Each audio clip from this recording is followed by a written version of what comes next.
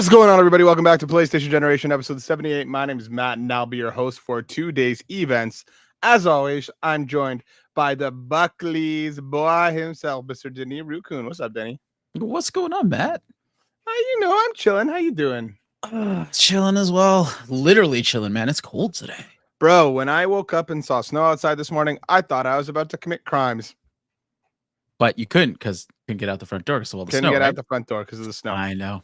So I did online white-collar stuff instead. Fantastic. Disrespect the establishment. I like it. Yep. Disrespect the establishment all the fucking way. Dave is going to be here shortly. He's going to be hanging out with us today, a fellow console creature. You remember 64-ite. He'll be here in a little bit. But on this week's show, we're going to be talking about the PlayStation Portal. We're going to be talking about Marvel. We're going to be talking about GTA. We're going to be talking about Square Enix Dispatch and a whole lot more. So prepare thyself for the show of a lifetime. But before we do all that, Danny, my dude, I got to know what's been keeping you busy this past week. Well, I, as always, switch it up because I like to put games on the backlog and revisit them later. It's been such a nice snowy day that I decided to get up all cozy and, I don't know, just play a little bit of Dragon Quest HD. Okay, and how are you liking? Heard good so things. So far, so good. I haven't played a lot of it because I literally just cracked it open and started it today. The beginning threw me off, but so far so good. It's your classic Square Enix old school RPG. No complaints.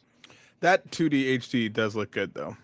It's gorgeous. I'm playing it on a Switch 2 and it's a Switch 1 game. And it still looks great on a TV. I'm sure it looks real pretty. Real pretty Like that. As for myself, I continue to be in love with Dispatch. Week after week, this game has not let me down. It is incredibly fun. I love the characters. I love the writing. The choices feel great. I'm genuinely surprised that it might end up being like even my top 3 by the end of the year. Like that's how much I'm really vibing with Dispatch. I heavily recommend anybody to go check it out. The final 2 episodes drop this upcoming Wednesday, which means that the first season will be over. And I'm just really pleasantly surprised with how much I'm enjoying it, Danny. I went into it being like, I like Telltale games just fine. I've liked some more than others, but I'm a big superhero guy.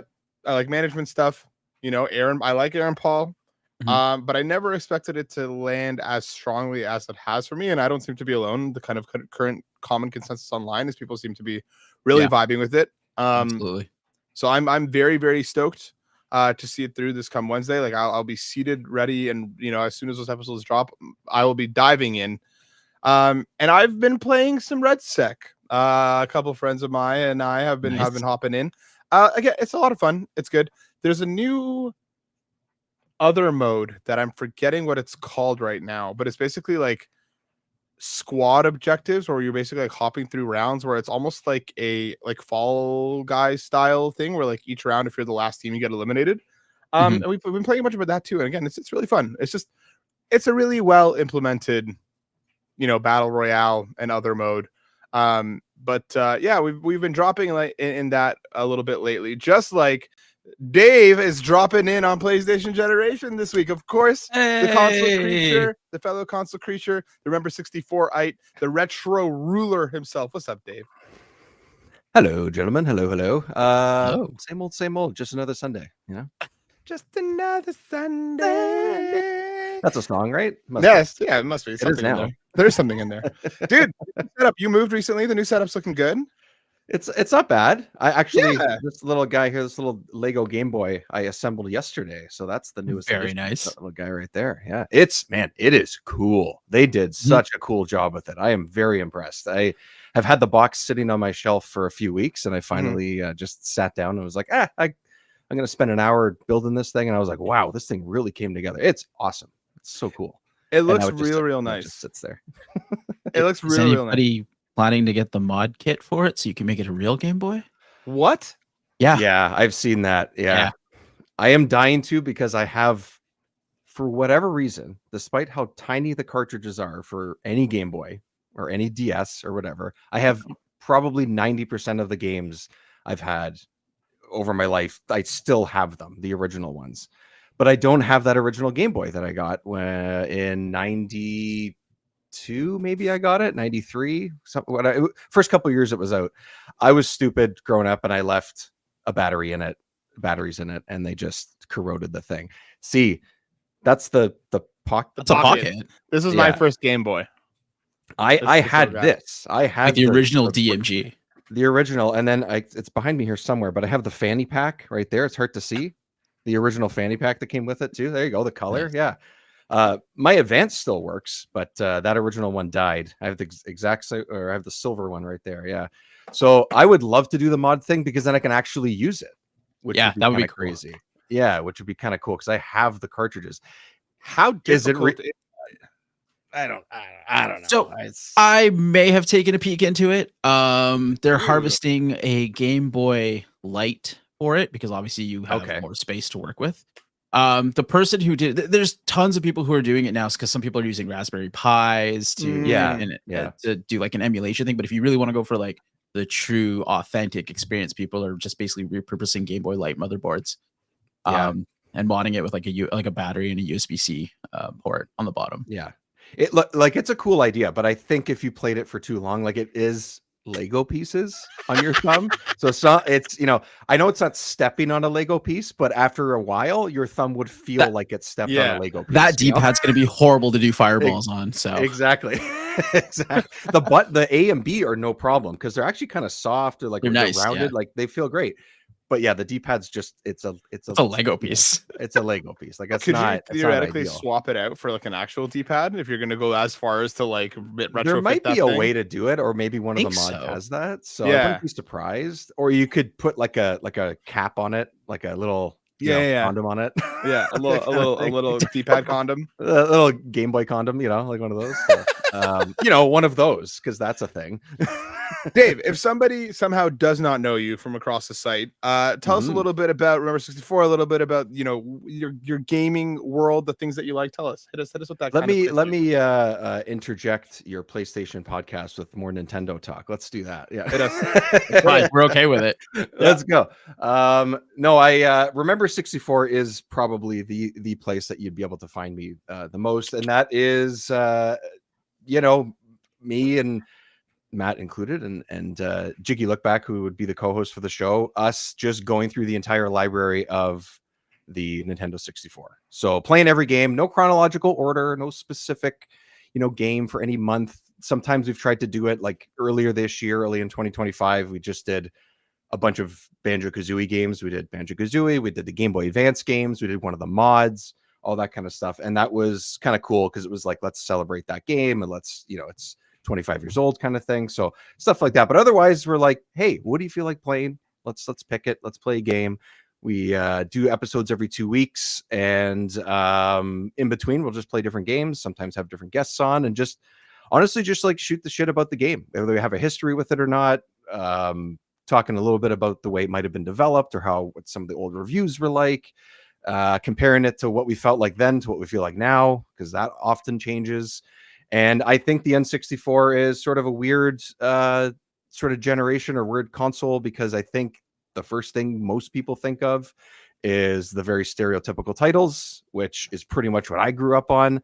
So there's like 80% of this library I have either played very little of or none at all. And yet here I am starting this podcast about this this console. So it's sort of like a bit of a journey, and I like taking people along with me because come down with the sinking ship, everyone. So Remember 64 is the way to go. That's where you'll be able to follow all the retro talk. It's not just 64. Sometimes we're chiming in with some GameCube stuff because Jiggy is a pretty big guy with GameCube. He grew up with that. He's a little bit younger than me. I always talk about if there's any opportunity for me to play like the Game Boy version of the 64 game, I will do that and also talk about and sort of compare like, oh, what did that feel like? How did they translate what was originally a 64 game to, Game Boy Color, usually around that time. And that's kind of fun too. So every once in a while we interject with other kinds of other Nintendo consoles around the time, or compare PlayStation versions of it. Like we played Shadow Man in October. That was a big game on PC and on PlayStation. How did they compare? Like things like that. So and then as far as for console creatures more specifically, or at least what I'm mostly doing there is indie games. That's the that's the vast majority of what I'm playing. And That's my bread and butter right there. That and retro gaming is pretty much my direction, my pigeonhole, my whatever you want to call it. Yeah, sure. Let's use niche. That's a little nicer. Yeah, let's do that. Which is exactly why, Dave, this week I found it so perfect that you're coming on to talk to us about Arc Raiders. This is blowing up all over the place. People are playing it. People are loving it. People are saying that this is the extraction shooter to play if you don't like extraction shooters.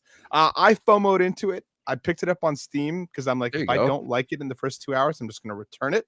And if I do like it, I might return it and buy it on PlayStation anyway.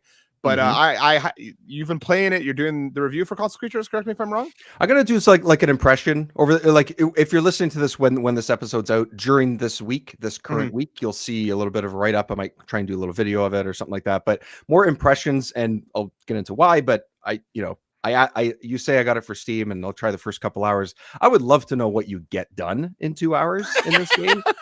Because I don't think I've even really scratched the surface, and I've played it for like 7 or 8 at this point. Okay, and how are we feeling about it so far?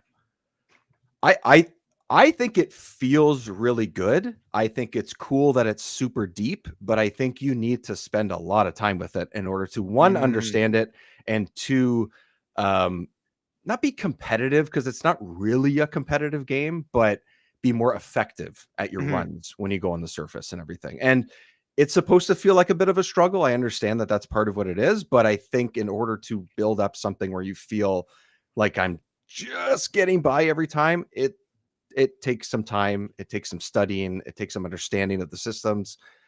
And yes, it's an extraction shooter. Yes, it's sort of a survival thing. Yes, it's a little bit of PvP, a little bit of PvE, all of that stuff that you may have seen already with it.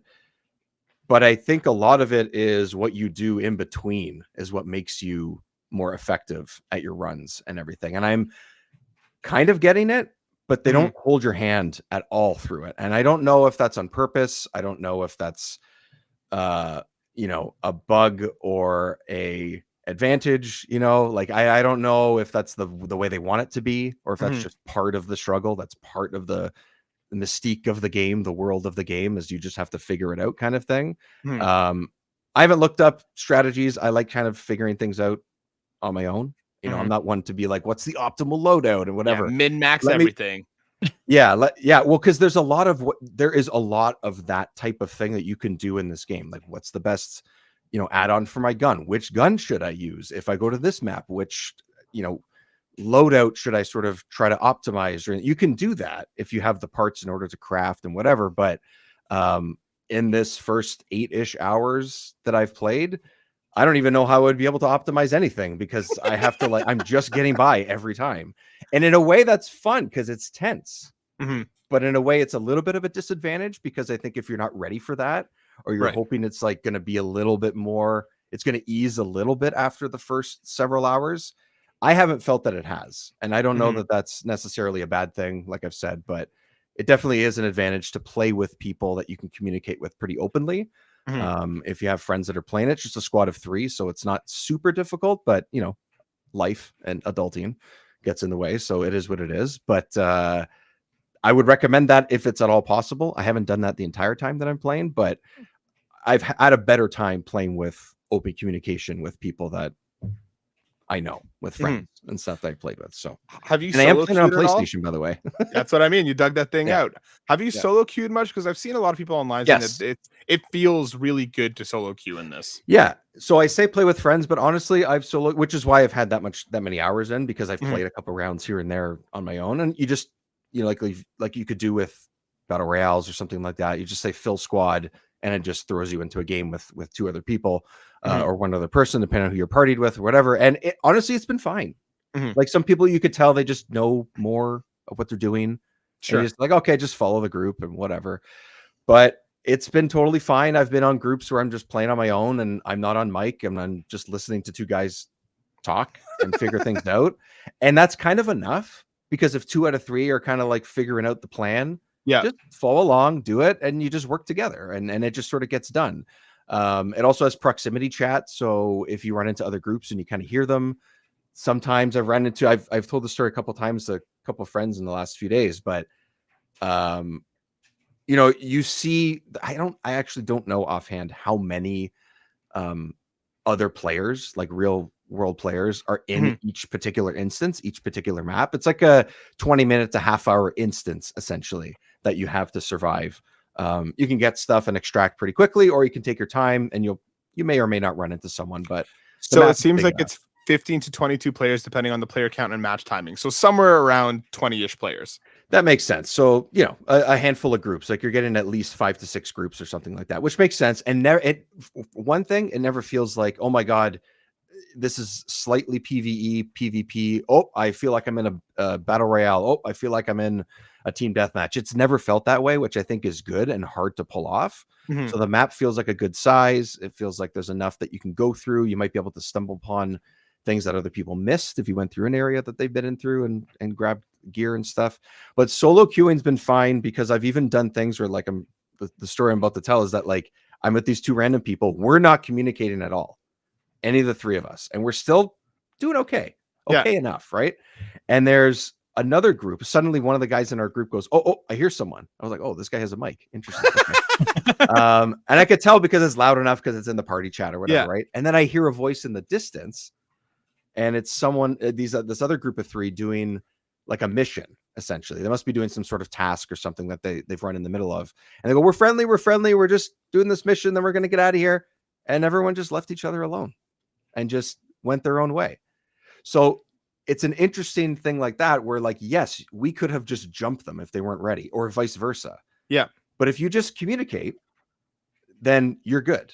And because it's proximity chat, it sounded like they were, like, in the hills or something like that. They're kind of like in the distance or whatever, right? Like, oh, they must have heard us or saw us from a distance. I didn't see them. I just heard them. And then my group kept going. And that one guy that chimed in with his mic was like, yeah, let's keep going. And then we just went and finished. And 10 minutes later, we extracted, we got our stuff. And I was like, great, no problem. I'm grouping with these guys again. And it worked out. And and I think that's not, like, I think that's just the group that we ran into. That's the people that happened to be in that instance that we're playing. Sure. But I found that I got that same feeling, even though it's not the same game. It's vastly different. But Helldivers 2 has always been that way for me. I have solo queued a bunch of times in that game, and I have almost never found it to be a negative experience. I'm level 40 something in that. I have like 70 hours in that game.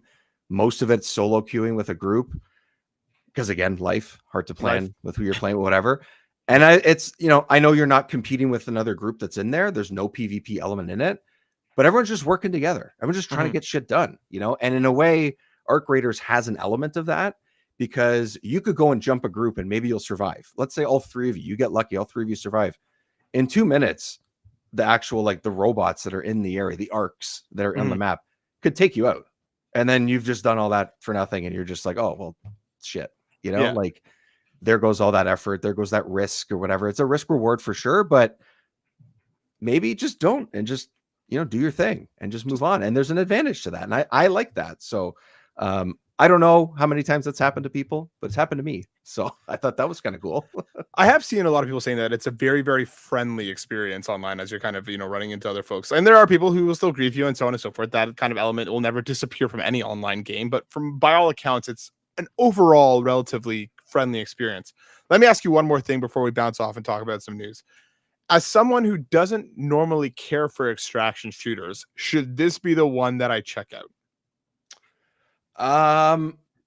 In a way, yes, because I do think it's fun. I do think the intensity, but also friendly nature of it, like we just talked about, is still there.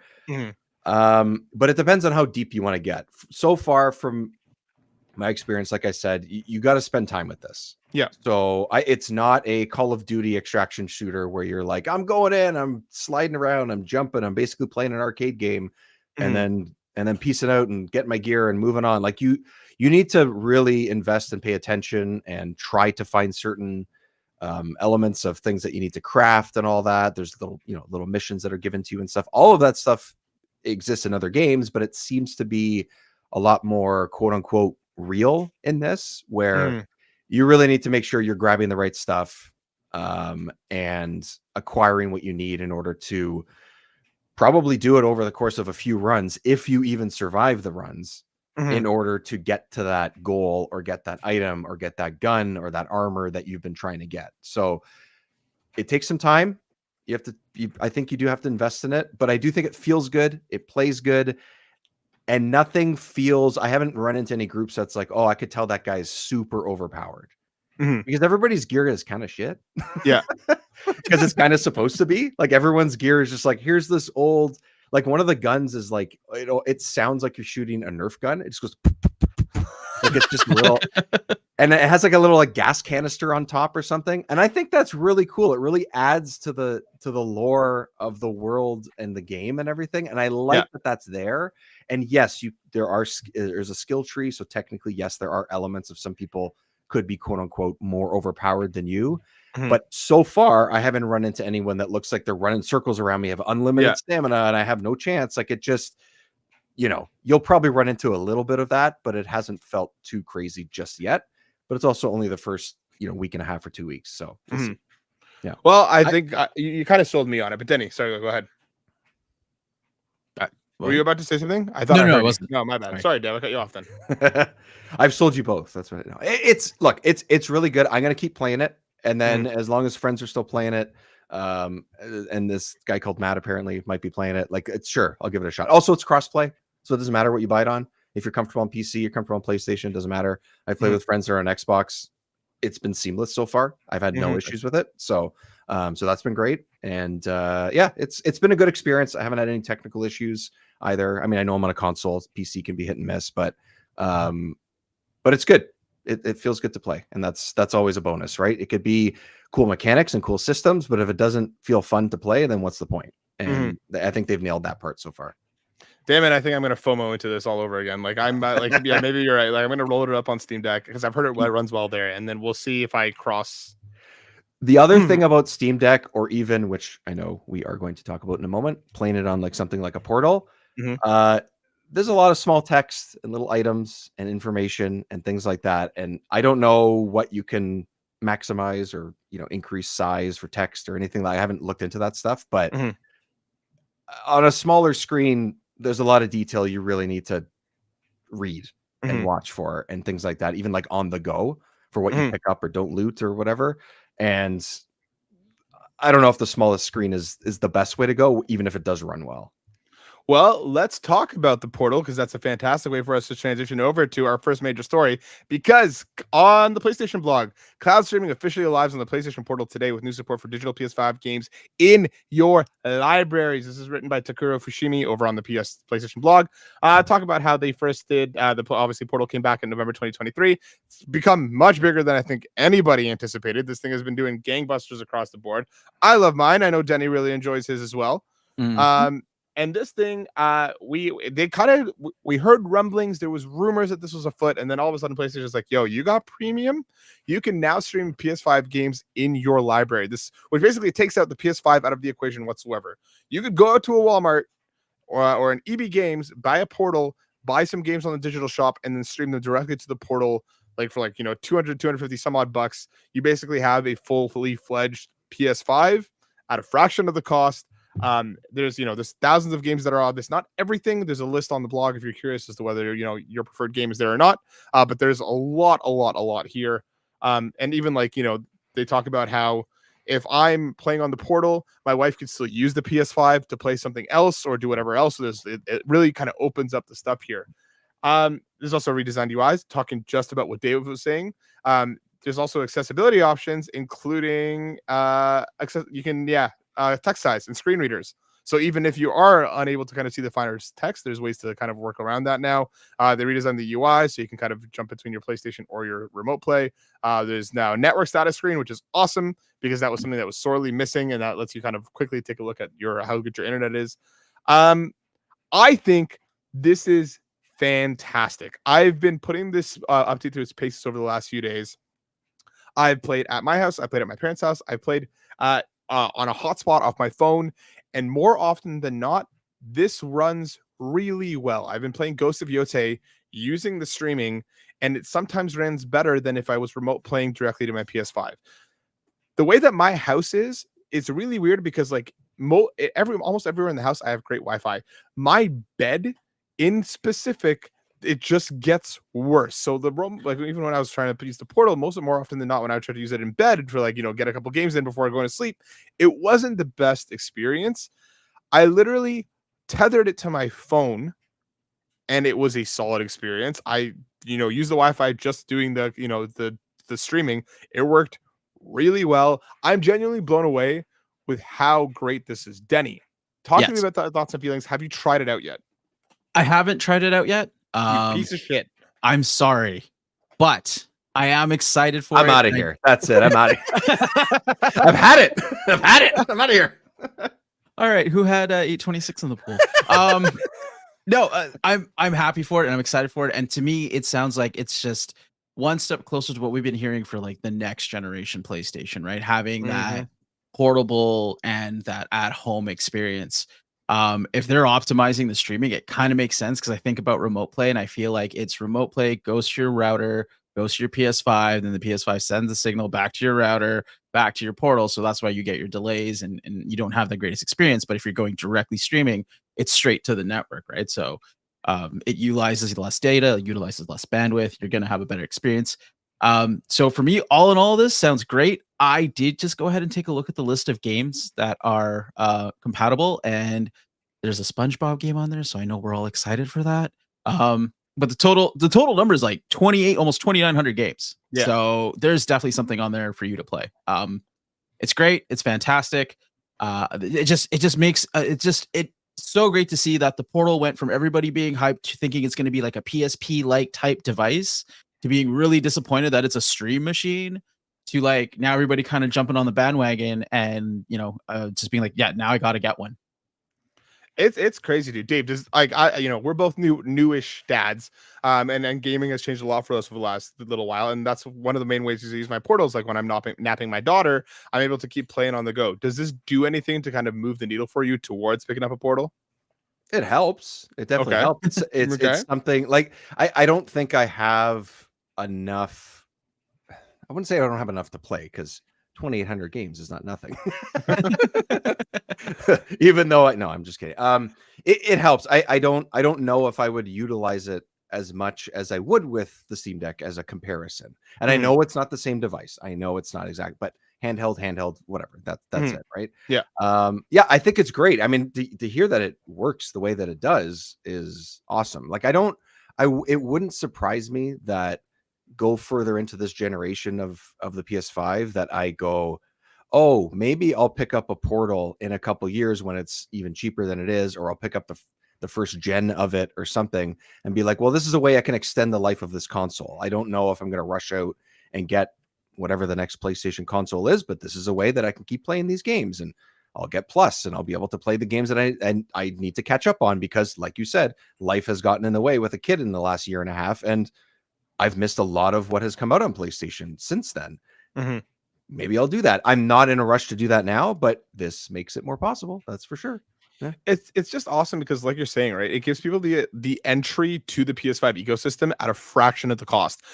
Game is expensive now. It's only getting more expensive. This is a crazy way to try. This is a crazy hobby to try and sustain if you're trying to play as much as you can all the time. Plus is obviously helpful, but Plus is also expensive.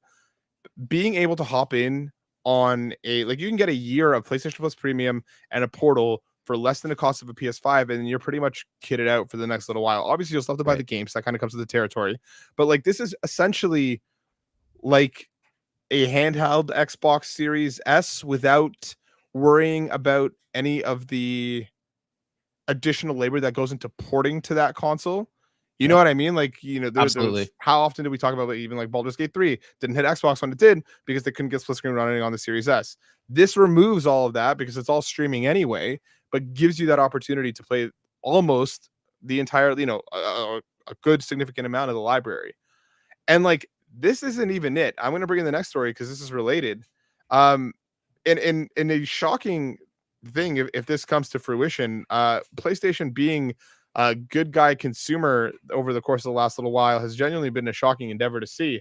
But apparently, according to IGN, written by Tom Phillips, PlayStation 5 cross-buy graphics spotted, sparking hope that Sony will finally introduce dual PS5 and PC purchases.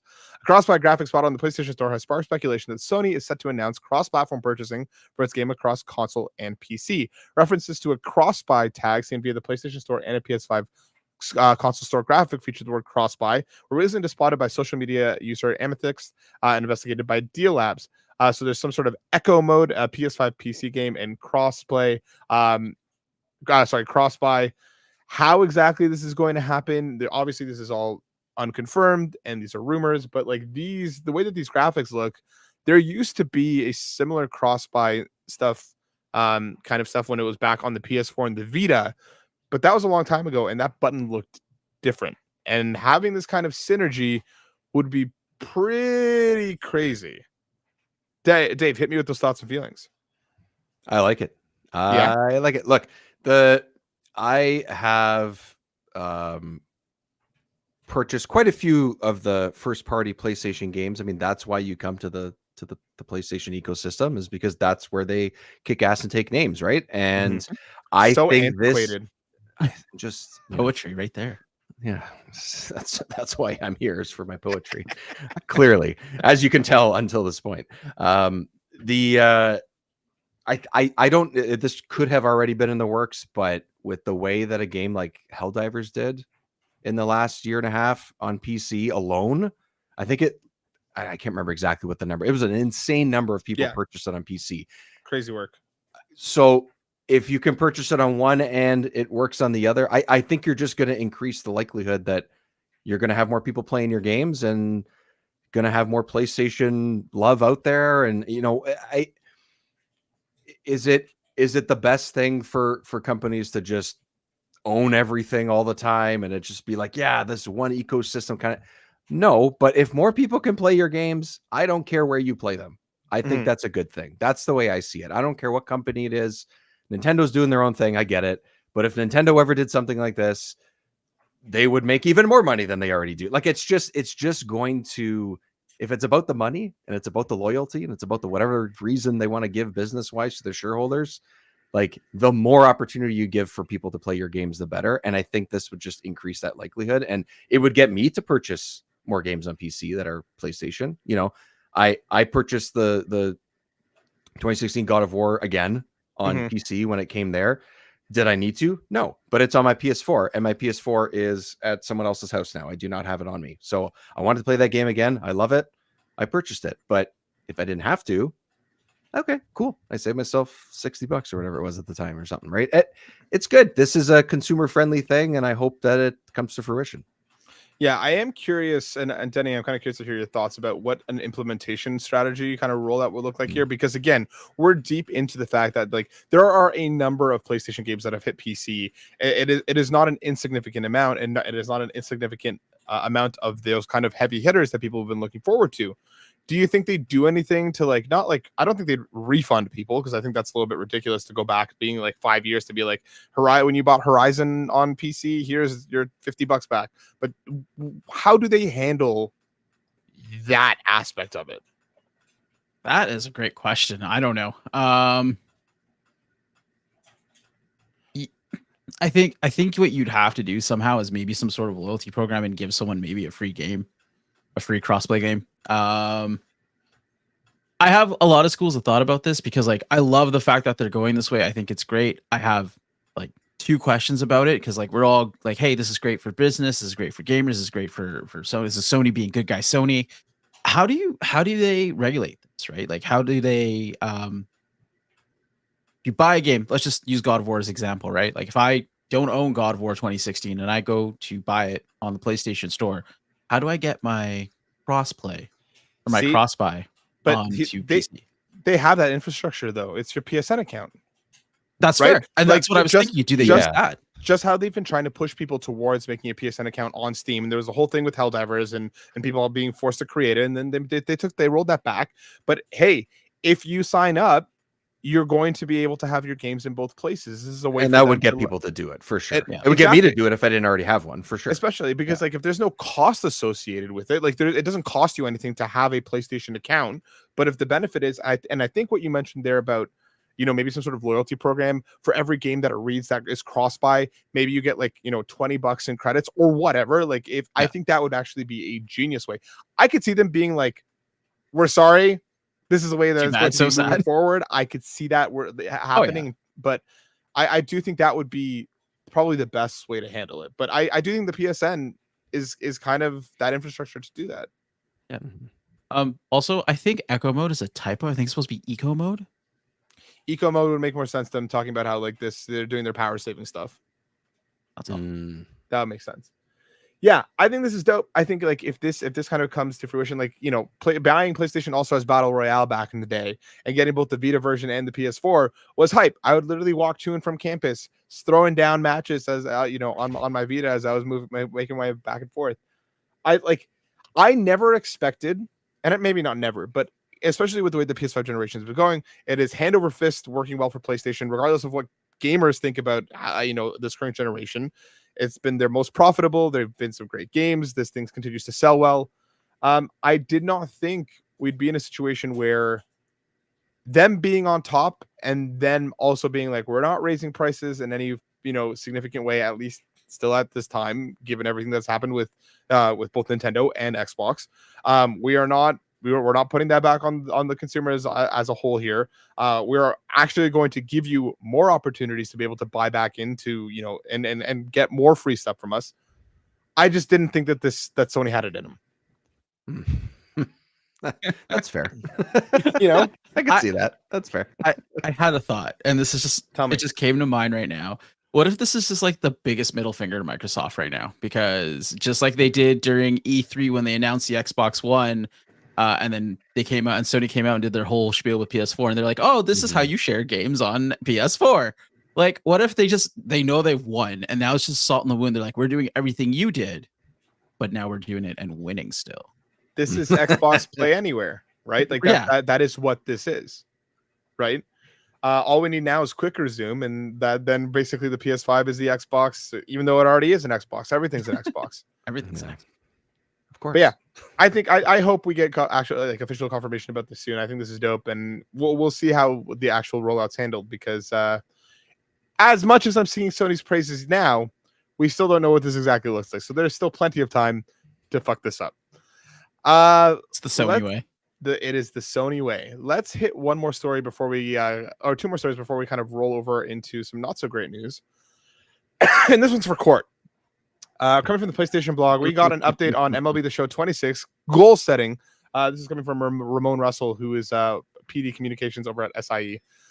They talk about how MLB The Show is on the way. 2025 was a huge year. And they go through a whole bunch of stuff talking about gameplay changes, Diamond Dynasty changes, different packs that they're doing. There's a lot here for somebody who knows what this is. I understand fucking none of this. But I wanted to shout this out because I did message Court once this broke. And I was like, Court, how are you feeling? And what Court tells me is he's very happy. A number of these changes are things that he agrees with. He likes how transparent they're being ahead of time rather than kind of, rolling shit in after the fact or as it was launching. So Court is happy with this. And that is the biggest endorsement I can give it because I understand none of it. So I'll open this up to either one of you. Do either one of you play MLB The Show? Does any of this do anything for you? So I don't play MLB The Show. Okay. But I do play other sports game. My big sports game is NHL. So if I compare this to how EA comes out and starts to talk about the changes that they've made and what's important to the new game, and why should I go out and spend my 90 Canadian dollars on basically what is generally a glorified roster update? This is definitely better because we're getting a lot more. Like you said, I think the key word here is transparency. It allows us to see what to expect. And as long as a lot of the stuff here is kind of day one already on the disc and not a update patch, then I think, people who play the game should be excited. And it sounds like Court did. So he's the only one I know who plays the show. Court's happy. We're happy. I've played it over the years and I really like it. It's really fun. This was one of the games. What year was it? Oh my God. I don't even want to know. I played a lot of the Road to the Show on Vita. Okay. It worked really well. It was a really cool, because those games you only play your position. So if you're up the bat, you play up the bat. or whatever, right? If you want to, if you're a player on the field that isn't the pitcher, so it's like it's quick. You could play a game within whatever it was at the time, and I was like, oh, this is a cool, on the go type of game. I never had to play it online, so no big deal. But as I've played more on the home consoles and stuff, I think they're great games. They all the systems are always really fun, like, but the hard part with any sports game, it doesn't matter what sport it is. It could even be the wrestling games, like, is how do you every year do something that is going to, one, keep people interested? And yes, of course, it's about sales, but what do you do to get new people and continue to get the people that are already in to get the next one all the time? And maybe it can be only 50-50. Half the time, the people that are currently in will get the next one. Whatever your goal is, this kind of stuff, yes, it is transparency. You guys are absolutely right. But some of the changes that I read through and stuff are like, oh, I could see why that would be an advantage. I could see why that is a direction they should go. For me, a lot of sports games in the last decade have gone more and more online, more and more about packs, more and more about the cards and whatever. And I am just not interested in that. I was when it first came out. I do not care. If they can improve that system for someone who has lost interest in that for a while, that helps. I don't know if it's going to change my tune completely and make me more invested in it, but also it's hard to iterate on franchise and season modes and things, because it's like, here's your roster, here's your salary, go. How else do you make that more interesting? How else do you fine tune those things? And they're trying. Maybe this will only be step one. Maybe 27 or 28 will be like the ultimate one. Like, oh, this is great. But at least they're letting you know that they're taking that path. So that's great. Yeah. Always happy to see devs communicating with the audience. So happy that Court's happy that you guys share that sentiment. And we'll see more as we find out more as we get closer to its inevitable March launch, which is always is. Let's hop over and talk a little bit about Dispatch because people be liking it. Dispatch sells 1 million units in its first 10 days. This is coming from Console Creatures. Did I write this? Yeah, it was me.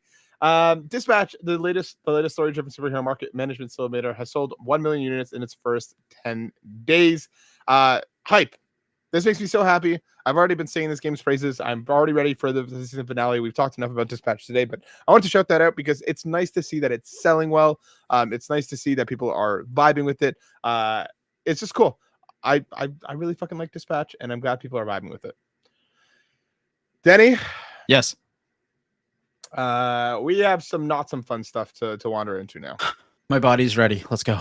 Let's start with Marvel, because Marvel 1943 Rise of the Hydra has been delayed indefinitely, moving out of that 2026 early 2026 window. This is written by Bobby the Don himself. Skydancing Media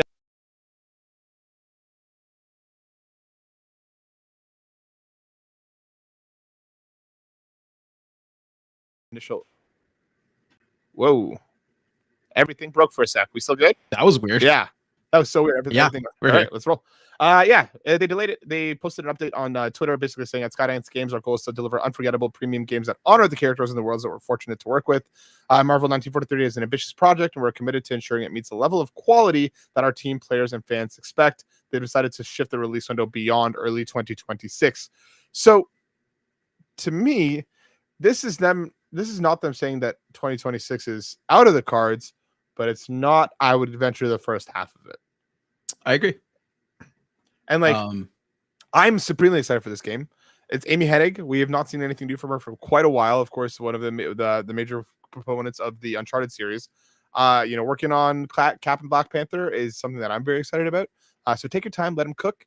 But yeah, it's kind of not surprising given that we haven't really seen that much of this game, Denny. Yeah, no, I agree. I can't even remember what we've seen about this game, and it's been a while. We've seen a couple like CG trailers. Like there's one that it was Cap and T'Challa or T'Chaka on like a bridge. Like I don't think we've actually seen any like gameplay. Yeah. No. I mean, I was gonna save this thought for later because of an upcoming news article we're gonna talk about that also is about a delay. But let's just bring it in now. Okay, yeah. Let's just bring it in now. There's an elephant in the room and we're not talking about it, so let's just tackle both of these together. Once again, coming from Console Creatures, once again written by myself. Yeah, me. You're a busy GTA. guy. Bobby is over in Japan. I've been helping hold the fort down. Grand Theft Auto 6 delayed to November 2026. Rockstar and Take-Two have delayed the launch of their highly anticipated Grand Theft Auto 6, according to Bloomberg. Hi everyone. Blah blah blah blah blah. They're moving it on to Thursday, November 19th, 2026, out of May. And this comes after Rockstar has fired more than 30 people. Obviously conflicting reports, but it seems it's because it was union busting. Rockstar said that they were leaking information. It's a tricky situation on that front because, from what I understand and from kind of follow-up research that I was doing, there was a Discord where people were talking with union reps about how to kind of, on starting a union. What was shared and what was not shared in that Discord, we don't know.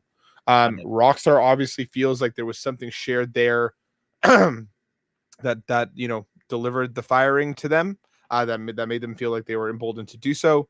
Whether that's true or not, or how much of that is true or not, or what was shared, these are all giant questions. But there's protests and stuff going on. Fuck Rockstar for firing them, but at the same time, legal situations like this are tricky, and it's hard to really know what happened without really knowing what happened. But GTA is now officially in November. And Denny, let's get back to your thoughts. Woo, 365 days to go. Exactly. Um, I mean, you know what? Here's how I look at it. All of these delays are almost like studios are scared. They are afraid to put out an inferior product, which is fine. I get that. But in this day and age where we're seeing basically every title for a studio kind of be like a do or die, just based on budget and resources and the expectations of performance, you just can't put out a crappy product. So if, again, you said it best, if they need more time, more power to you, put out a great game. It's a great industry, but we are very, very critical of everything that comes out in this industry, I feel. And even studios that we thought at some time and point were untouchable, like Rockstar, are also kind of feeling the breath on their neck. um I remember there was some hubbub about GTA 6 running only at 30 frames per second, and that's outrageous, and why are they doing that? Because like it's a PS5 game, and yada yada yada. And it's like, they got to do what they got to do to make the game work, right? And as they develop and as they get a chance to optimize further, a lot of the time it is just optimization and cracking on bugs. But let's hope for the best. Let's see what happens. And hopefully these games come out and they do really, really well, because we want these type of experiences. I am curious to see how this game is going to launch, but even more so, I'm now curious about the amount of meetings that must have happened in back doors after this came through, because obviously when it was, when we knew that it was moving outside of this calendar year in Yeah. 2025, there was a lot of announcements that followed suit about other titles moving into the space. Yep. I'm sure plenty of studios planned around that May launch date that was announced, whether it was going significantly before or after, or feeling safe to kind of move into the fall. Now, Mhm. I only imagine that that time frame is COD usually, right? There's a lot of stuff that kind of hits around that time frame. So I wonder how many people are either going to be delaying their games further or trying to get them out of the door faster, because this thing is a time and money killer. It just will be, no matter what happens, Mhm. no matter what Rockstar does or do, no matter how good or bad the game might be. This will print money immediately. But I'm Oh yeah. curious as to how it's going to affect every other game. At least there's enough time for people to kind of pivot and make moves, and it's not like it's an immediate thing.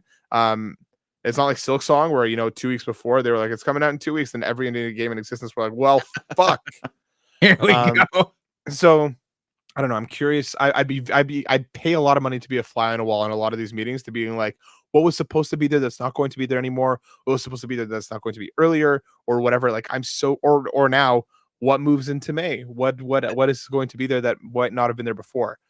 There We'll find is out. an article. It's a short read and it's not exactly very in depth, but there is kind of an article on IGN that's like the winners and losers of the GTA 6 delay. Interesting. Um, Funnily enough, since we're a Sony podcast, we should probably say it. Wolverine apparently is a loser.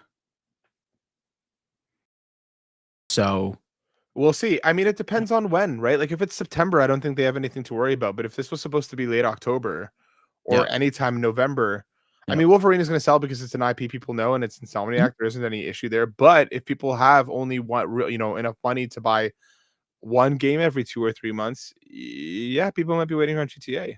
Yep, yep, absolutely. Let's hit one more story before we round out with some questions. This is again coming from us over here at Console Creatures. This one is written by, again, the Don Bobby himself. Square Enix hit with layoffs in the US and Europe. Yep. They are citing that it's because of overall overseas structural reform to enable the company to be "quote unquote" lean and agile, said Square Enix president Takashi Kiryu. The layoffs today affect over 100 people in the company, including those influencer relations, localization, and QA. And then those at risk in the UK were reportedly around 140 employees. But employment laws there dictate that those Square Enix must ensure that those jobs can be saved, making the final tally likely smaller. Cut studio. So there's with the process underway, Square Enix has cut overseas studios and sold them, including Eidos Montreal, because of Dynamics, Square Enix Montreal, and several IPs to Embracer Group. And this is also confirming that they're planning to shift majority of its QA work to AI within the next couple of years. Yep. Talk to me, Denny. So, little backstory. I was on the old Twitter for kicks and giggles because nobody uses Twitter anymore. It's all about Bluesky.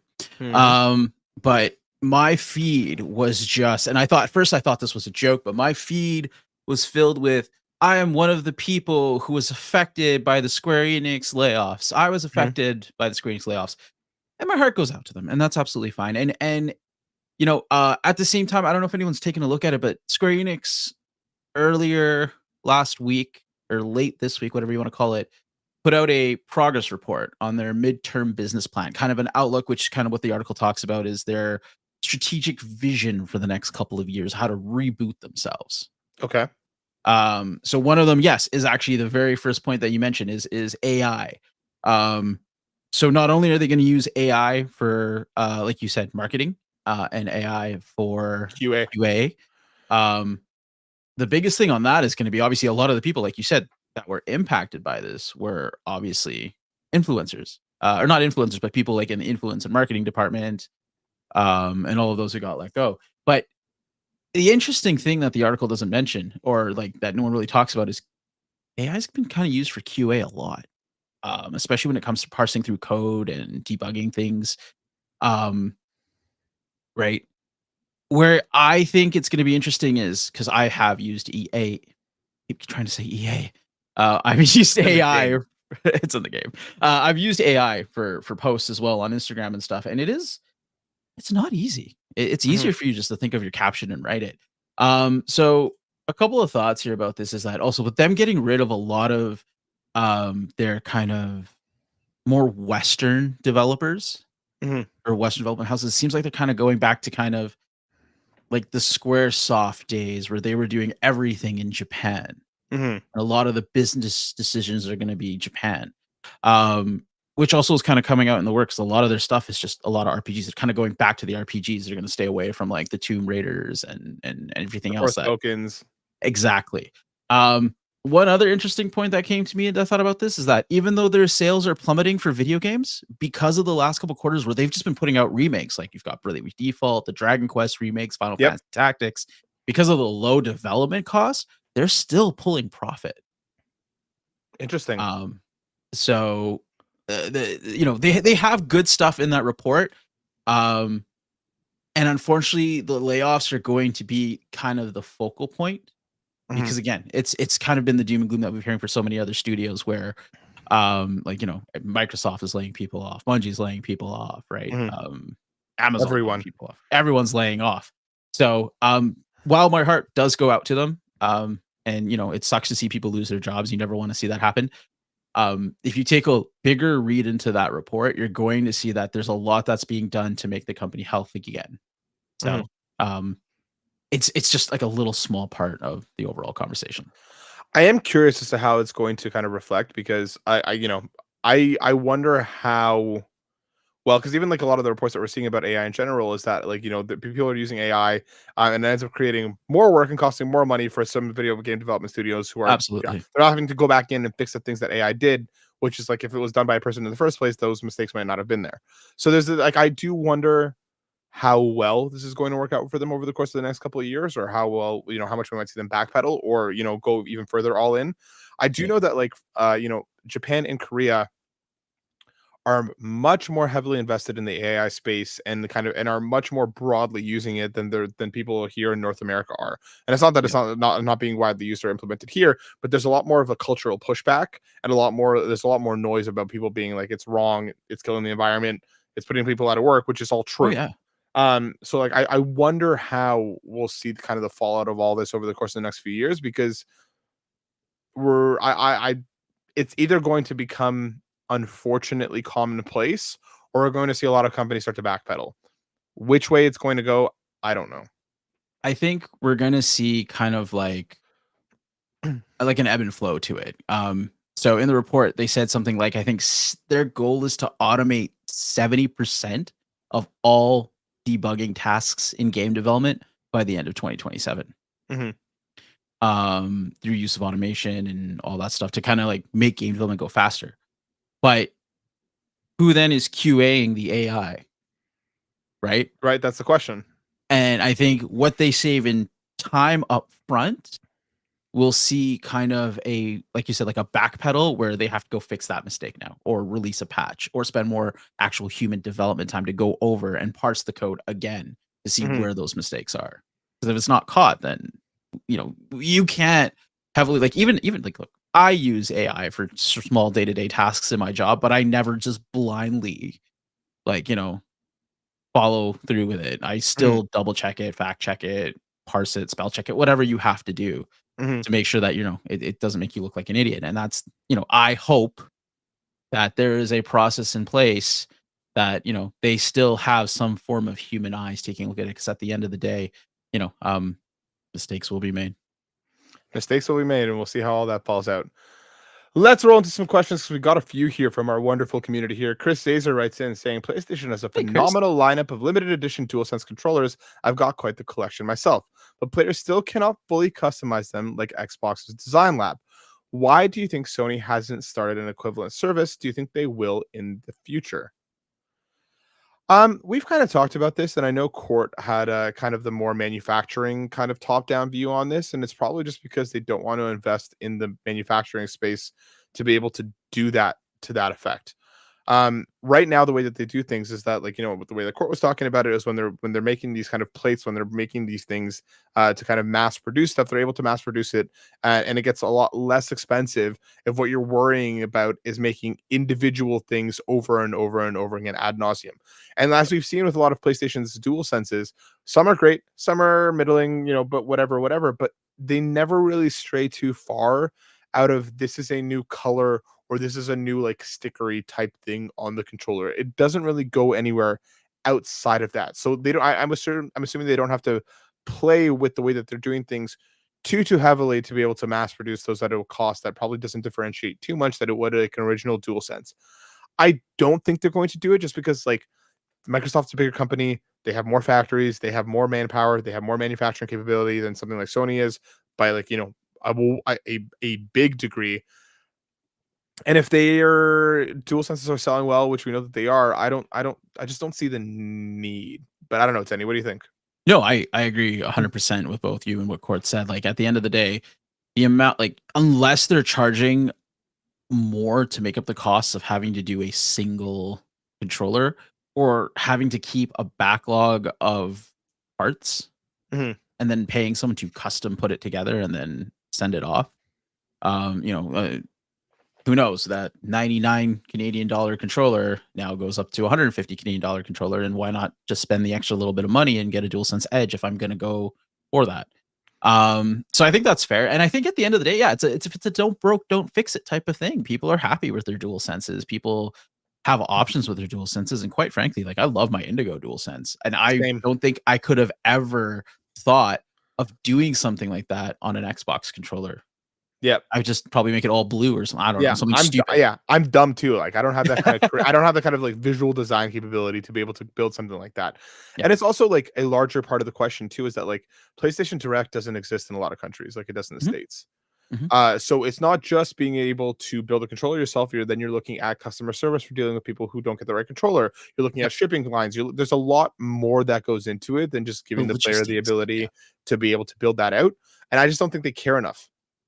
Because it's like if I can buy an Astrobot controller that's the same price of regular DualSense, or spend $50 more to make it, the color wave that I want, am Yep. I going to do that more often than not? Especially at a time where things are expensive and people are struggling. Yeah. Probably not. Also, we've got other companies like Scuff and, making you can send your controller in or buy Yep. one directly from them, where they've already bought the DualSense and have already kitted it out, or give you the option to make it custom, or hell, you could do it yourself. You just need to know where to find the shell. Yep. So I mean, I think there's enough out there for those who really, really want to customize a controller to do it, that Sony may not even see a benefit for them to even get into that game. Yep. Agreed. Todd Oxer at Todd Oxer over on Blue Sky writes in Hey, saying, "Where Todd, do you see PlayStation in 5 years, Denny?" making the PS6. I mean, we'll probably be in the PS6 lifecycle at that point. That's true. I don't know. That's a great question. I think let's see, 5 years from now, so what about 2030? We'll be a little bit into the PS6 era. Obviously, like you said. I think we're gonna see that handheld go off really well. I think we're gonna see PS6 numbers do really, really well, and they're gonna sit there and count their money, and we'll still be doing this show. Preach. Yeah, I think that I think what we're seeing in the last couple of years, and especially now with PlayStation, is this almost like reframing of what they want their products and services to look like.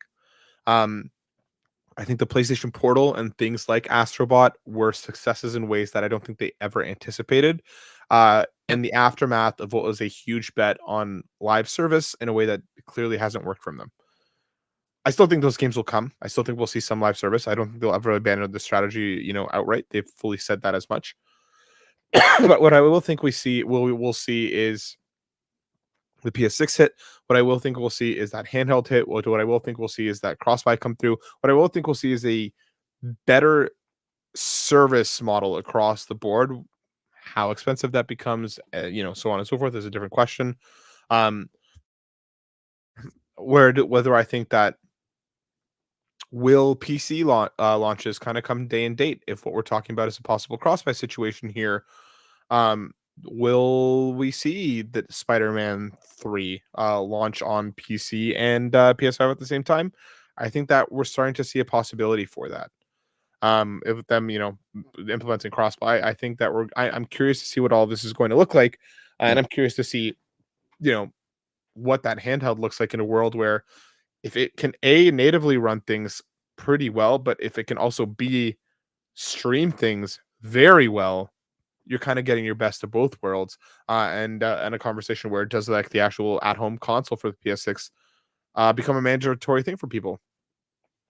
I Okay, don't know. weird question, and it's a little side note thing, but I just Mm. thought about it because we're talking about the handheld. Do you think they go the same route and put like a little 5G modem in there and you pop in a SIM card, all of the PS Vita? I don't think so. No, I don't know anybody just that don't did do it that. with AT&T. Well, that's because it was only with AT&T, but you make it, you know, more broad or unlocked, and you can throw any SIM card in. I think it would be cool. I don't know, like whether people do it. I don't know. I've never really met anybody that had a device like simmed up that wasn't a phone. Do you know Mm. what I mean? Like I Yeah, know yeah, there was some like iPads that had the functionality. Like I know there was precedent for this yeah, elsewhere. I'd be curious to see if they do it though. I mean, if if if it worked well enough, I might kind of spring for that. yeah. We'll see. Dragoon Arc writes in at Dragoon Arc on Blue Sky saying, "Do you guys have a favorite IP that you don't think has either had a good game, hasn't either had a game based on it or a good game based on it? And what would you like to see a developer do with that IP? For example, I'm still waiting on a good Avatar: The Last Airbender game, and think Expedition 33's active combat system would be great in an Avatar RPG." Denny, do you have a Yes, game or an IP in mind? yes, I do. Um, So as a child, there was a show I used to watch. Nobody knows about it. Well, some people know about it, but not a lot of people know about it. It's called Samurai Pizza Cats. Oh my god. Yep. I know there's a game coming out in 2026, so I'm hoping it's the only game they've had. There are no other games for this franchise. I'm hoping it's great. If I could pick a developer to do something with it, I feel like I would ask Tribute Games to do it. The guys that did like Shredder's Revenge and Rita's Rewind and all that. 'Cause that would be fantastic. Oh, Samurai Pizza Cats. I feel you. I'm gonna give a more broad answer and then narrow down. I want anime games, or I want games based on anime IP that aren't fucking arena fighters. Okay, yeah, that's good. Get more interesting with it. Mhm. I think One Piece, One Piece Odyssey is a fantastic example of that. I think Digimon Survive is a fantastic example of that. There's so many cool franchises that you could do something with that isn't just these two people fucking fighting in a square room. Like just get a little more creative with Naruto, it. get your shit together. There's just so many cool ideas here that they could do.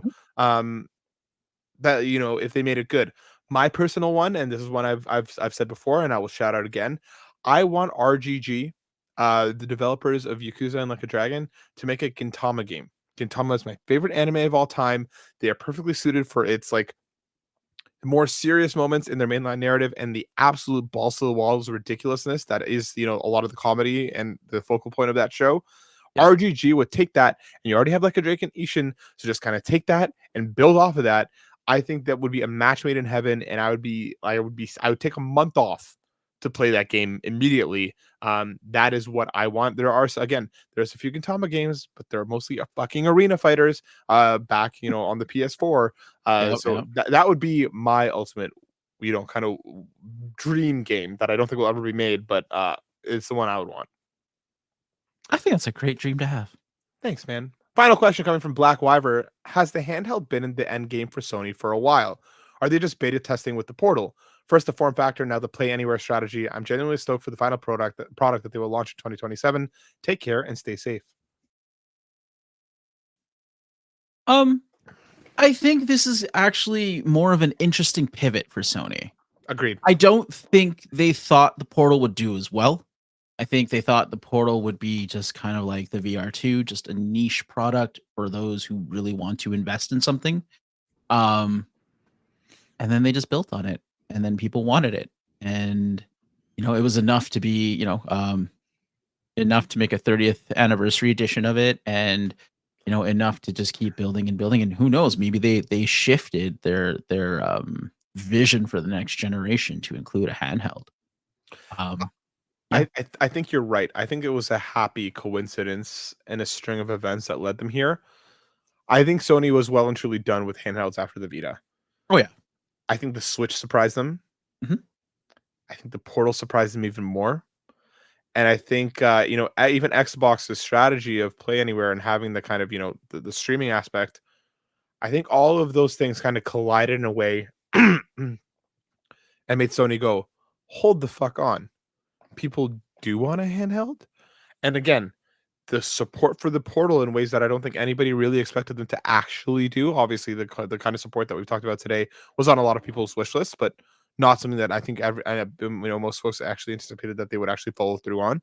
Yep. I think the era we're in now is them testing, is them trying, is them figuring out what exactly and how exactly all of these disparate pieces fit together on a PS6 handheld. But I don't think it's been the end game for a while. I think it's been the end game recently because of a couple industry things and happy accidents. I don't think this was a plan. No, not at all. I think you're right. It's all just right now we're flying. If I was Sony, I'd say we're flying by the seat of our pants, seeing what sticks with the Portal and what doesn't, and we're laying down infrastructure for the next couple of years. Totally agreed, my dude. That brings us to the end of this week's show. Dave had to hop out to go be a supportive father. But go check Absolutely. Dave out on Remember 64, and of course a bunch of his indie coverage on the site as well. Shout out to him for joining us for that little bit to talk about our creators and a whole lot more. But Denny, where can people see and find you? You're gonna find me mostly on Twitch and Instagram, occasionally talking about blue PlayStation controllers on Bluesky. Bluesky. So, and any other social media thing I have, you'll find it on my link tree. So you can find that on linktree/Dinnerkin Gaming. Go find Denny in all his spots, and obviously go support Rice in all of his link trees and spots as well. Of course, myself, you can find me here at Constant Creatures, and you can find more of my words over at butwhythough.net as well. Folks, thanks so much for hanging out with you. We appreciate all of you so much. As always, stay safe, take care of one another, and we'll see you next week. Peace. Bye.